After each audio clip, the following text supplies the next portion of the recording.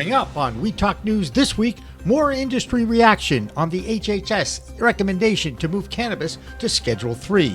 14 Republican lawmakers are already telling the DEA to keep cannabis at Schedule 1. Plus, New York opens its cannabis market to the MSOs. California approves cannabis cafes as an addition onto existing dispensaries. And the Cherokee Nation in North Carolina votes to allow adult use sales despite rejections by their state legislators. And High Times sells its brand to Lucy Scientific for licensing and help paying off their debt. Plus, golf, music, and business come together in the Bay State for the second annual TEEHC Open. All that and coast-to-coast cannabis news on Weed Talk News with Alaina Pinto. Next. We are Pro Cannabis Media.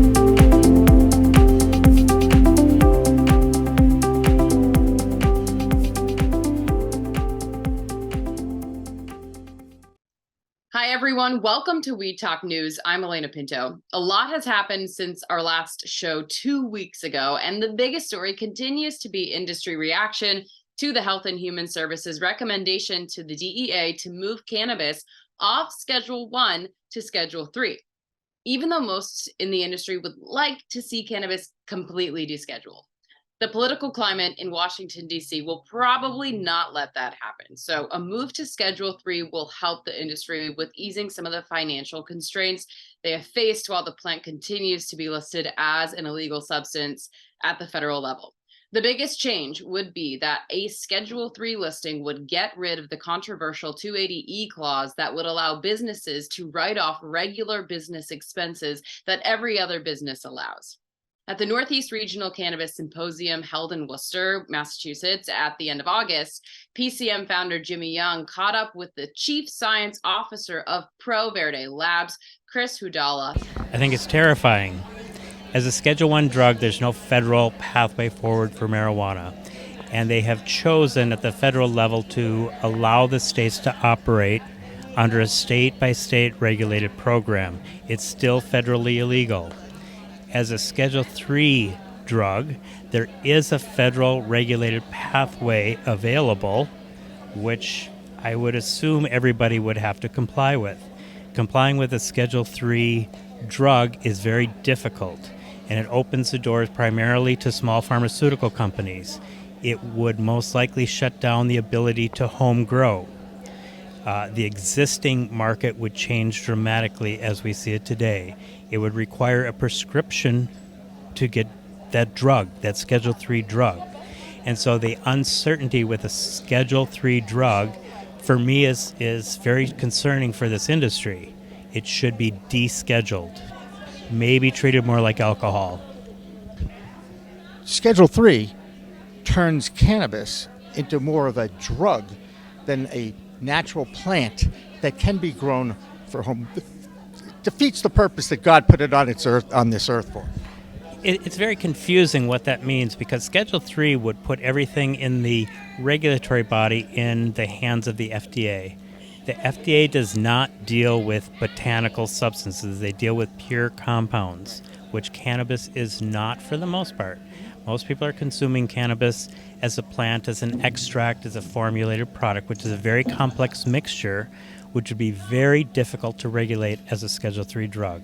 As a Schedule 3 drug, that would most likely dictate the isolation of pure cannabinoids and reformulation. So you would have a THC capsule that was 10 milligrams. The entourage effect is going to be gone.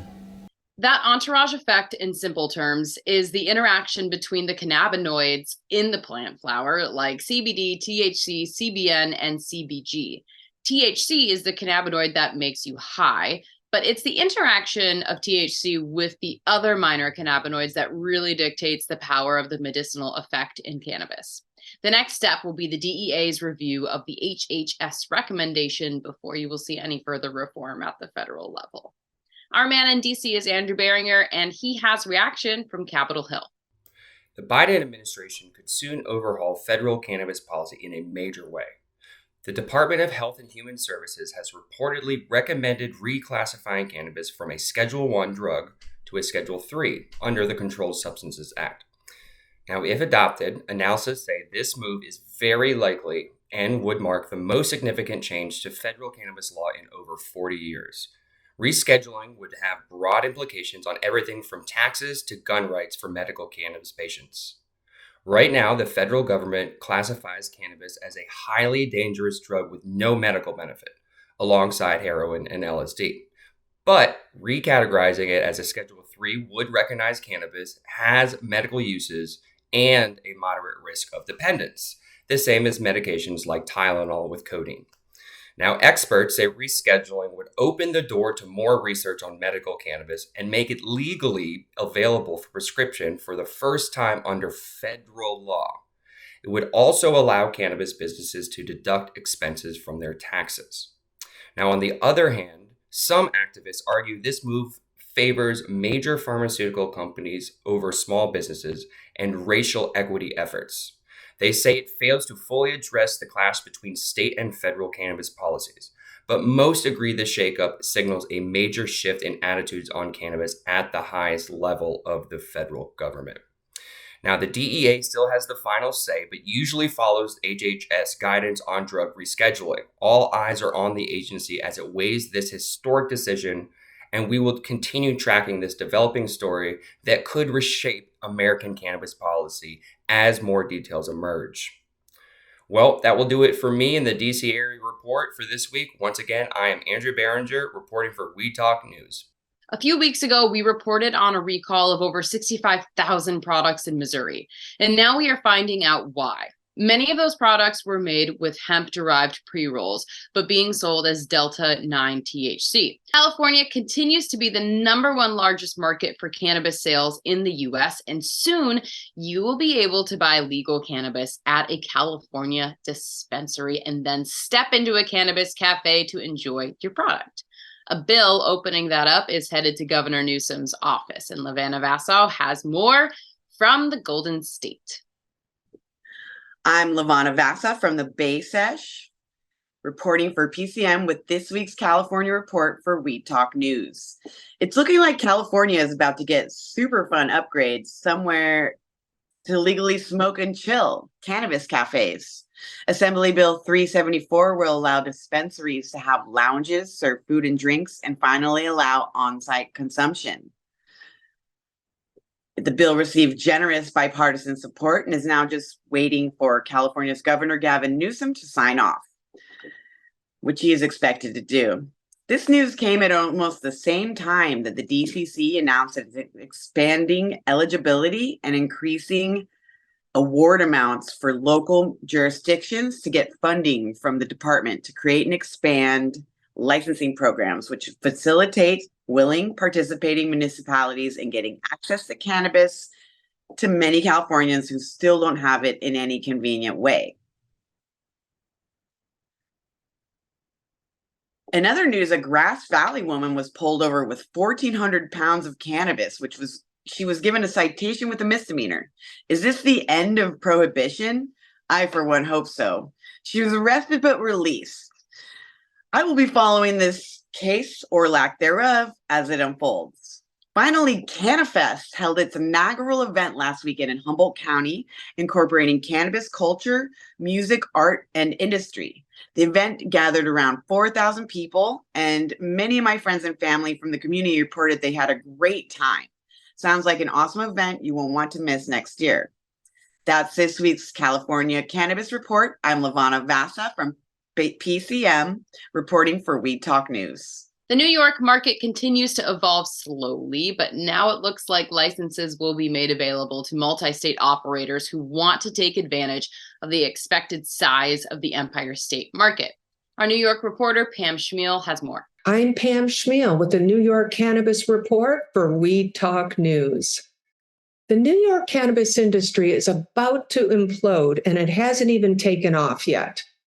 Things have gotten so bad in New York that one farmer claims her friends have her on suicide watch, while another farmer had to sell their tractor to make their bills.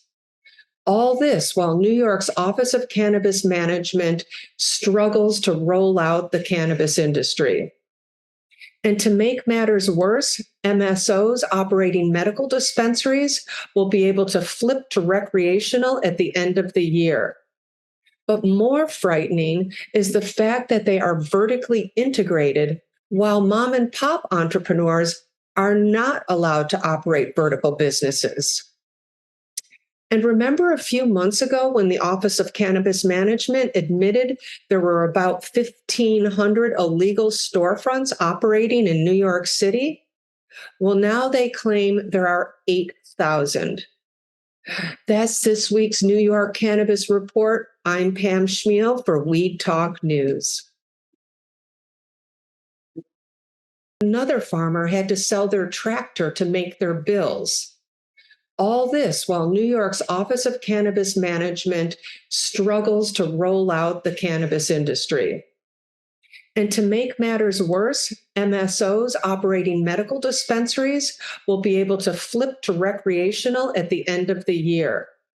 But more frightening is the fact that they are vertically integrated while mom and pop entrepreneurs are not allowed to operate vertical businesses.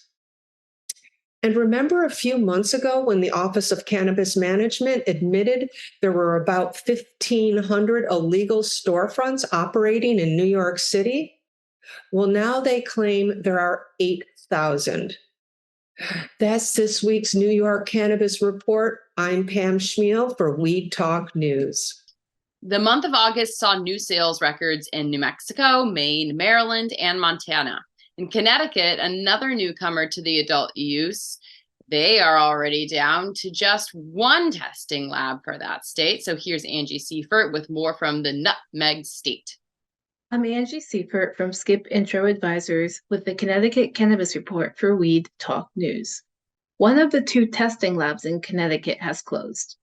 Alta Psi Labs, based in New Britain, closed only 2 months after Connecticut's adult use market opened. Yet it is not known why there has been this closure, and that leaves a single laboratory, Rocky Hill-based Northeast Laboratories, to test samples of every cannabis product sold in the state. Advocates, however, have raised some concerns over the capacity and product quality as more growers and more retailers open up shop. So really, the state's entire cannabis industry now hinges on a single testing lab. Now get this, the state agreed that Alta Psi's request in 2020 to raise allowable yeast and mold levels in cannabis sold in Connecticut. The state agreed to raise the total passing level of yeast and mold from 10,000 colony forming units per gram to 1 million per gram for the lab. Now I'm curious, not only about Alta Psi's closure, but what us in Connecticut are consuming.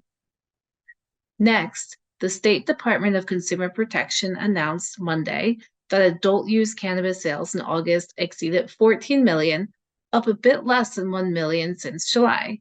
In total, combined data shows sales of both adult use and medical cannabis hit nearly 25 million in August. Medical cannabis sales increased as well since July, but it was far more modest increase, from 10.6 million to 10.93 million in August. Despite Connecticut's increase in sales, cannabis sales in many other 2023 launch states continue to far exceed those here. For example, regulators in Maryland reported more than 44.7 million in July cannabis sales, about 1.4 million a day. I'm Angie Seifert from Skip Intro Advisors with the Connecticut Cannabis Report for Weed Talk News. North Carolina still has some of the most strict cannabis laws in the country, and efforts to change that are stalled after the Republican-controlled state legislature blocked any movement toward a medical program being introduced. Well, the Eastern Band of Cherokee Indians in that state voted this week to legalize the sale of cannabis to adults over 21 in the state. The ECBI has 57,000 acres of land inside North Carolina.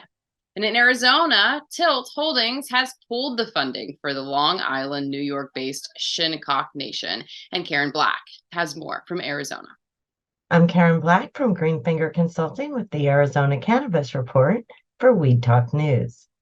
As New Yorkers left the Hamptons after Labor Day, so did Phoenix-based Tilt Holdings.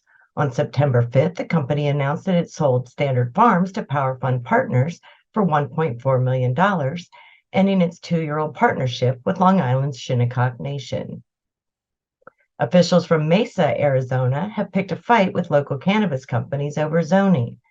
Proposed amendments to Ordinance 5803 would push pot businesses into 5 industrial regions buffered from commercial and residential areas. The city claims the changes include incentives for the 17 existing marijuana facilities to move. But some business owners and industry advocates disagree, claiming there are no incentives and the proposed changes would be restrictive and contrary to public good. One CEO even went so far as to state the sole purpose of the changes is to cover up past zoning mistakes by city staff. The issue is slated for a vote on November 6th. Arizona broadcasters are high on the possibility of advertising cannabis. The Arizona Media Association has joined the Biden administration's effort to reschedule marijuana, which would end the Federal Communication Commission's restrictions on publicizing the plant. The group is poised to promote smart and educational marijuana-related advertising and bring in much-needed revenue for the state's local television and radio stations. Apparently, Arizonans are toking by the tons. The city of Phoenix was ranked number 5 by Insider Monkey for total weed consumption, with Phoenicians having consumed 11.4 metric tons in 2023 so far.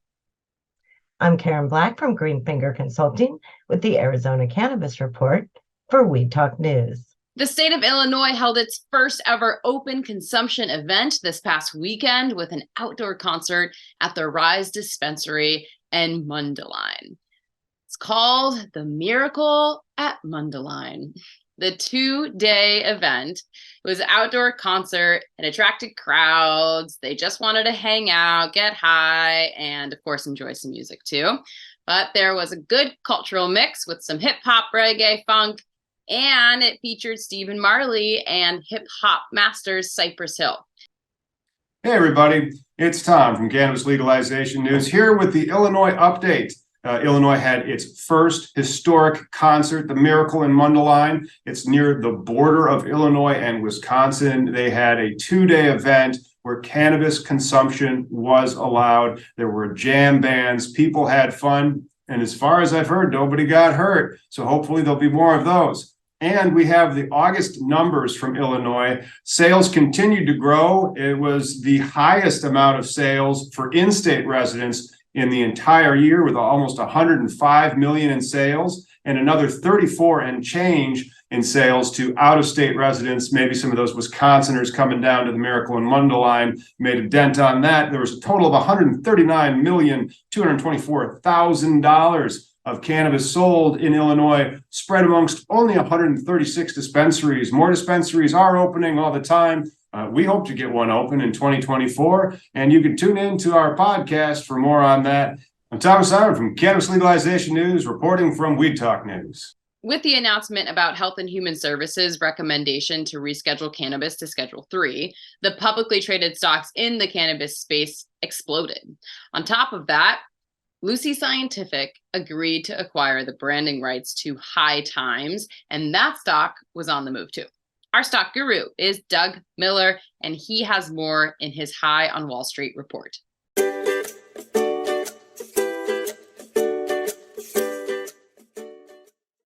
I'm Doug Miller from High on Wall Street with this week's cannabis stock report for Weed Talk News. In New Jersey, cannabis news, infused drinks, baked goods, and other familiar THC edibles apparently are finally on their way to the state. State cannabis regulators took the first steps towards dismantling New Jersey's unique ban on edible products resembling food. So we shall see how this one goes. And Lucy Scientific acquired Blue Sky Wellness for an all-stock deal. Blue Sky reported online sales of over $20 million for the last 2 years. And this will help Lucy Scientific boost their revenue streams as they've recently acquired High Times. So let's look at the stock chart. It's trading around 64 cents, and it recently popped out of the basement. But I'm not sure how fast this is going to run up. All the cannabis stocks have been running for the last few weeks with that big news that the DEA should reschedule cannabis. So most of them are at the top and are going to start creeping back down, but that doesn't mean they're going to pop back up. And that's this week's cannabis stock report. Reporting for Weed Talk News, I'm Doug Miller. In Michigan, a dispensary owner was found guilty of evading over $1 million in taxes in federal court. Ryan Richmond, the owner of Relief Choices in Warren, Michigan, used the cash generated by his dispensary to hide gross profits between the years of 2011 and 2014. He also redirected credit card payments through a third party to hide gross revenues. Now he will be sentenced on December 13th and faces 5 years in jail for each count of tax evasion, 3 years for obstructing the IRS, and 1 year of failing to file a tax return. What about the kids? Isn't it a gateway drug? This is your brain on drugs. These are just some of the excuses prohibitionists made to any subject related to cannabis. Now that half of the adults in the U.S. has tried cannabis and more than half have access to legal weed, how are we ever going to educate the public about the benefits of this plant medicine? It's called normalization, not legalization. Hi, I'm Jimmy Young, the founder of Pro Cannabis Media and a former Emmy Award-winning sports talk show host from New England. I've been an adjunct instructor in Massachusetts area colleges for over a decade, and I'm so excited to tell you about a course I am teaching online through Stockton University's Office of Continuing Studies and Adult Education.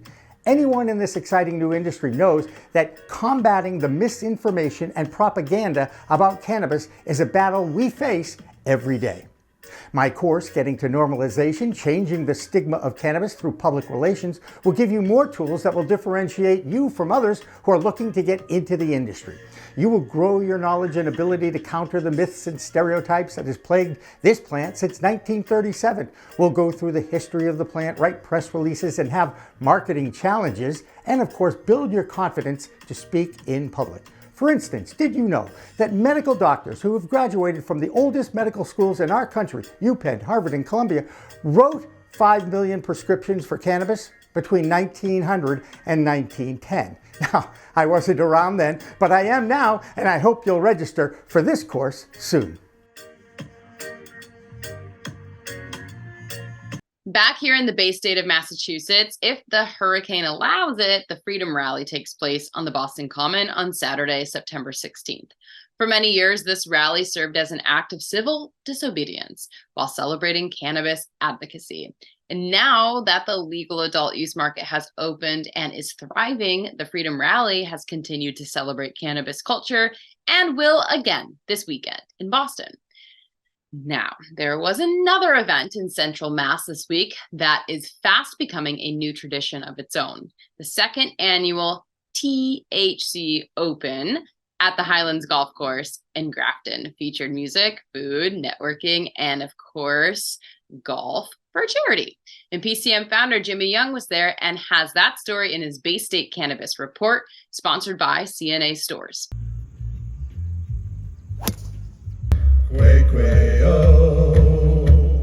The aptly named Highfields Golf Club in Grafton played host to the second annual TEEHC Golf Open last week. That's T as in T-E-E as in golf tee. Get it? Anyway, this private event was the brainchild of Seth Werby from Cannabis Creative Group and Ann Brum from a joint venture consulting. How did you get this thing to grow as big as it is now?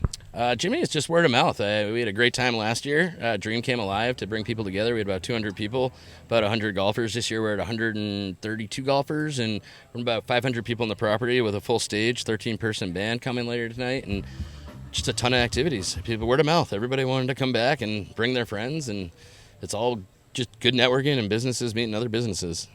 Combining cannabis with business networking, vendor booths, music, and food is a combination that attracted dozens of supporting sponsors and 36 foursomes to raise money and awareness for the New Leash on Life Pet Adoption Group.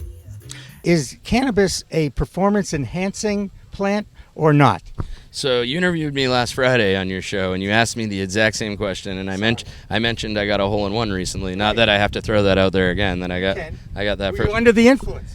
I had smoked a few joints on the way and at the course, but yeah, I would say I hadn't in the last hour or two prior, but 131 yards right into the hole. It was pretty great feeling. I'm not gonna lie, Jimmy.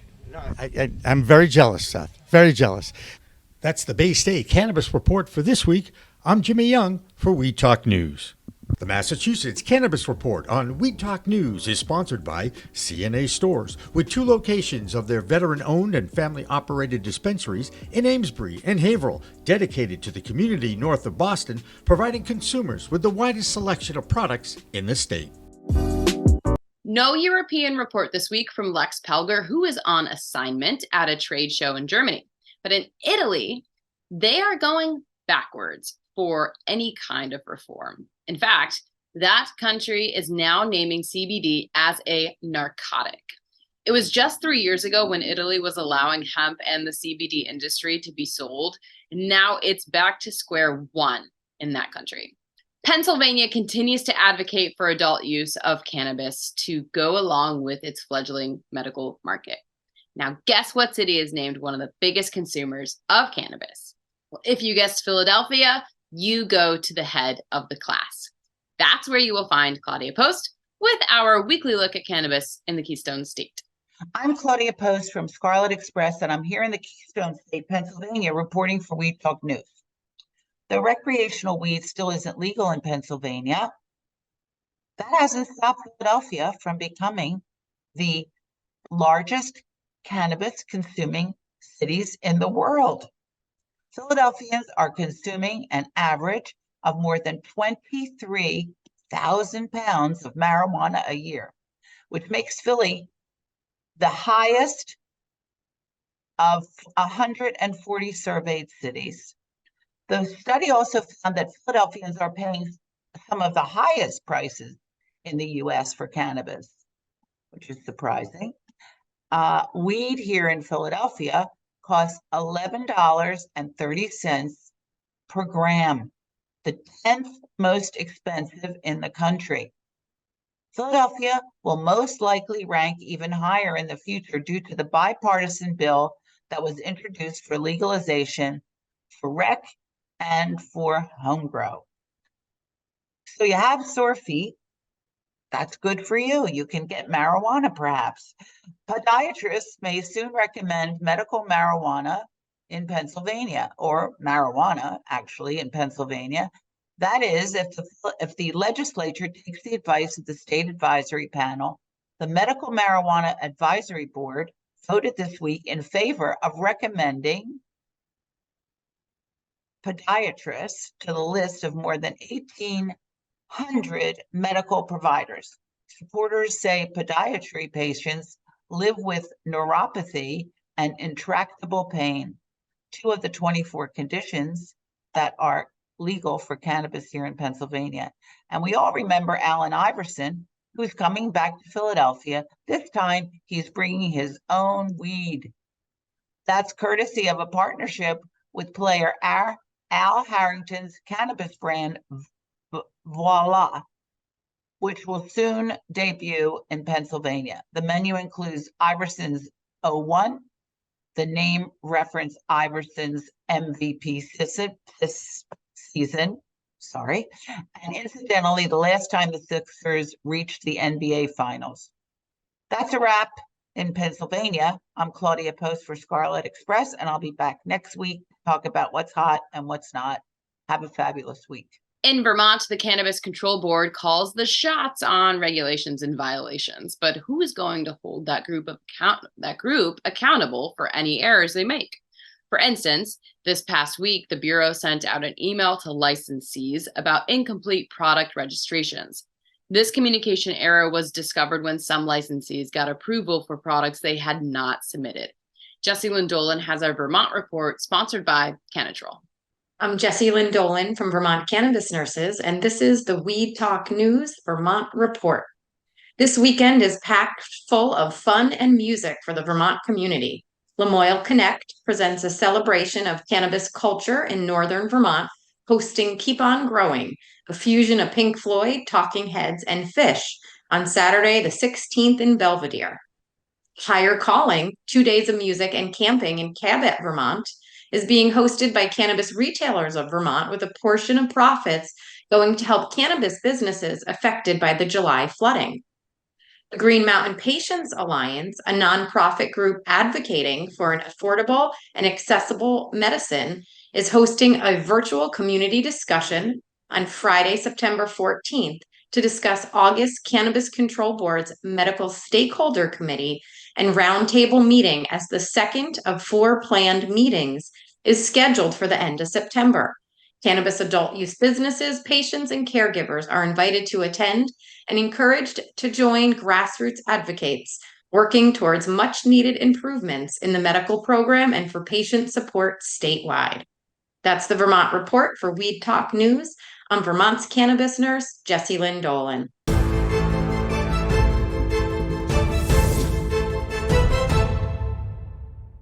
We've got breaking news for weed lovers everywhere, and it's specifically for the superstars of the cannabis world, the growers. 2 meat and cheese experts in Vermont have revolutionized the dry and curing process of harvesting flower.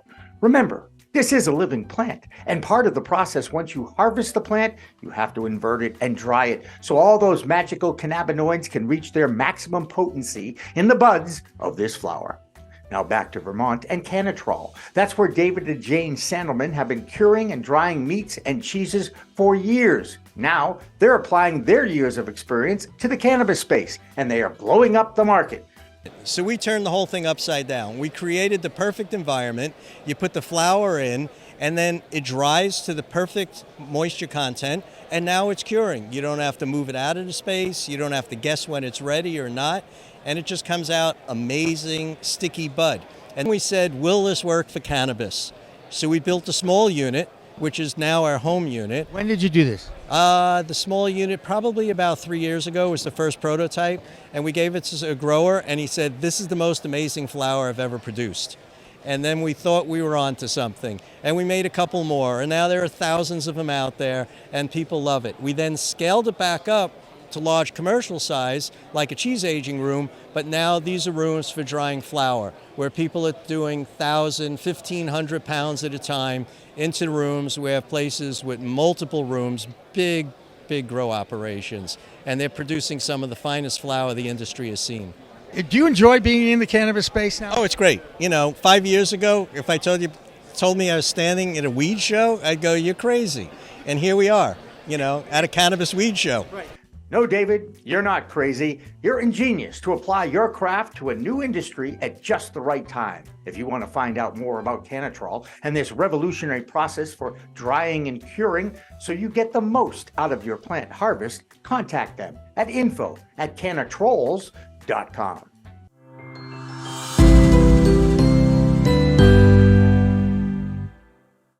And finally tonight, there are 2 brands that need no introduction to cannabis consumers. One is High Times, and the other is Cheech and Chong. And now you can add the legendary rock band, The Grateful Dead, to that list. After all, the Dead was one of the first groups to recognize the term 420 and publicize it enough that it has become an unofficial holiday. April 20th, traditionally, is one of the biggest sale days every year in the industry, with parties and events scattered across the legal landscape.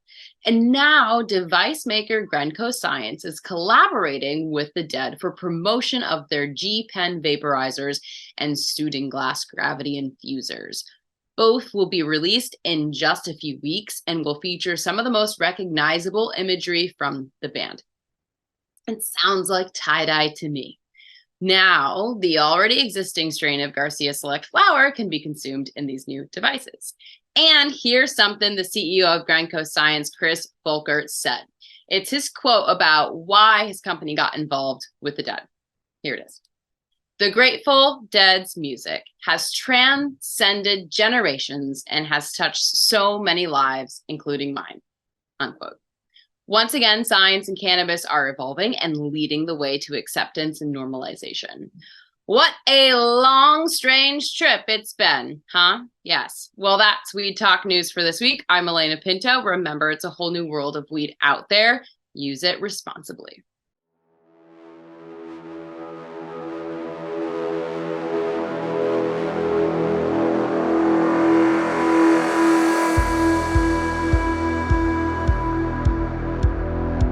I'm marketing these, and yes, I'm pitching to you. That's Steve Levine, the inventor and principal behind the One Hit Wonder. And this little efficient device is getting rave reviews. And there's more uses than just a one-hit wonder. The One Hit Wonder, you get a 50 milligram hit. So if you used a one-hitter or dug out before, you know the challenges. Steve's One Hit Wonder is easy to clean, use, and enjoy. Standard one-hitters do not work. We're afraid to inhale. The One Hit Wonder has a built-in ash catcher. So inhale like it's your last breath. Suck the ash right through. Get it at onehitwonder.com.